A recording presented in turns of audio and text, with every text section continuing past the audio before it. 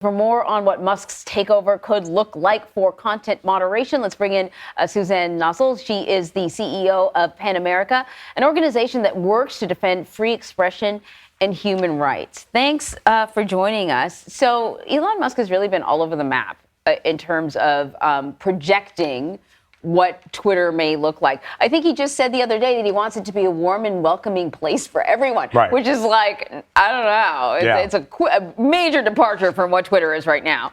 So Musk, it's not warm and welcoming, sorry. But you're like much more into Twitter than I am. I tweet a lot of superhero stuff and rock and roll stuff, but yeah, generally I'm not that plugged into what's happening. So listen, Musk has said that he's going to get rid of bans on Twitter users. Does this move promote or prevent free expression?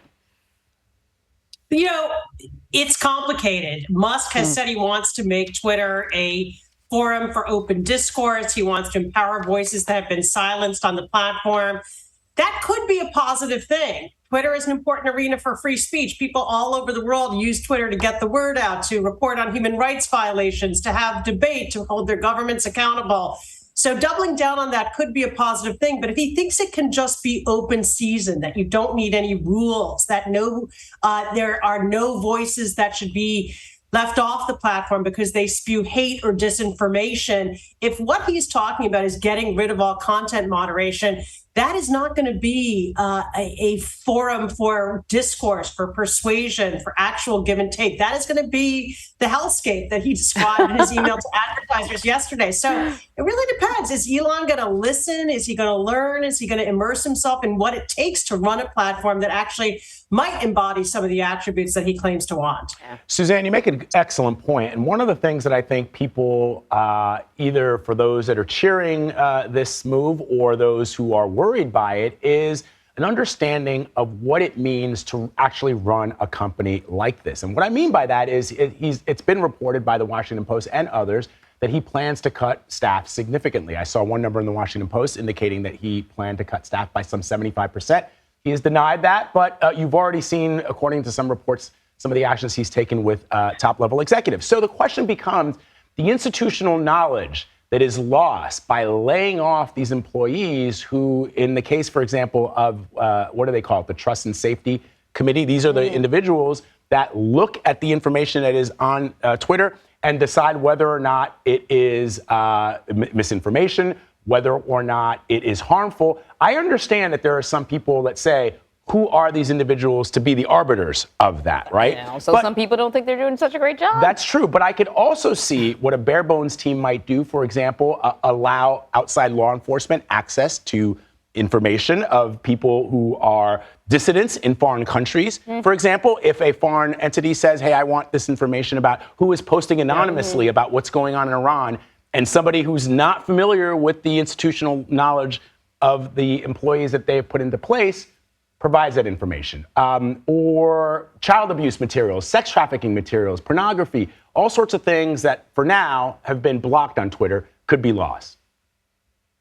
Yeah, look, there's also a risk of over-reliance on AI, artificial intelligence, on bots to clean up the platform and to moderate the platform. What we found is that a platform like Twitter is very context specific. You know, what a word or a phrase means in language is extremely important and maybe very consequential in a place like Ethiopia or Myanmar, where they're amidst conflict. If you don't have moderators on the ground who know the language, who know the context, bad decisions can be made with real life consequences, life and death consequences. So I think a blunderbuss approach to just cut staff without getting an understanding of what people are doing, how they're doing it, where there may be bloat or inefficiency, I think would be a real mistake. So this idea that he's coming in with a sledgehammer, I think we have to be worried about. My hope is, that is rhetoric or bloviating, and that once he gets his head under the hood, he'll be more measured and thoughtful. He has been a successful business person, but he is venturing into territory that he does not know, that is highly complex,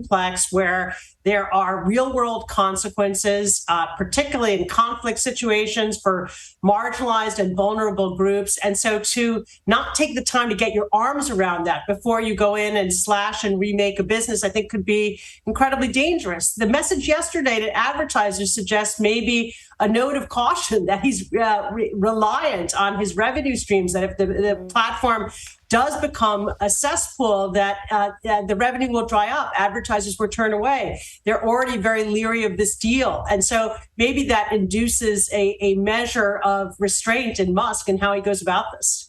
So then, in an ideal world, what is your hope for Twitter? What could Twitter be that it is not right now?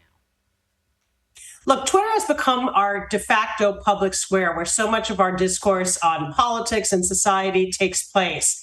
Ideally, it is a forum for robust give and take, a wide breadth of perspectives where people can be heard, they can listen to others, they can have a back and forth that is elucidating. That's ultimately why we protect free speech. It's not just because you can have your say. It's because we believe in that give and take, that it's essential to democracy, that the best ideas rise to the foreground in a marketplace. And so the hope is he can create and foster Twitter that serves that purpose. But that requires active, hands-on engagement. There are all kinds of content, hateful speech, bigotry, disinformation that take away from that. And if they predominate the platform, that ability to break through, to reach an audience, to learn something that you didn't know before, to see things through a different lens, all of that is undercut. None of us wants to be in an environment that's just flooded with people trying to pull one over on us, that is flooded with propaganda. And so I think for Musk, it's a real turning point. Is he serious about creating an environment for the kind of discourse that we want to need? Or, does he think that by simply wiping away all of the rules, bringing back people who may have been banished from the platform because they've broken those rules, does he really think that's the answer? And that's going to create an environment that users want to be in, that advertisers want to be in, and that fosters the betterment of humanity, as Musk put it. Suzanne, real quick in 30 seconds, just help me understand, and I know it's hard to get into Elon's mind, but how do you distinguish then between Kanye West and his anti-Semitic and hateful remarks that he's made on social media, Alex Jones, who has pushed misinformation, disinformation, and outright lies, for example, about Sandy Hook, and the former president who claims to have won the 2020 election? How do you, if you let one on, do you have to let all of them on? How is that, how do you parcel that out? Those questions are difficult. I think it is the province of these platforms to set their own policies. Some of them have newsworthiness exceptions where, for example, when Trump was president, they made certain allowances. That changed when he was no longer president. I think that's what made it easier for them to kick him off the platform.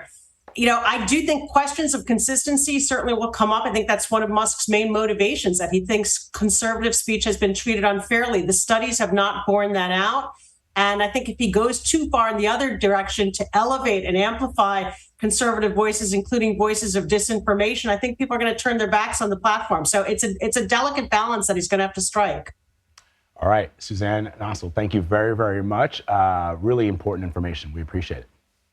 Thanks so much.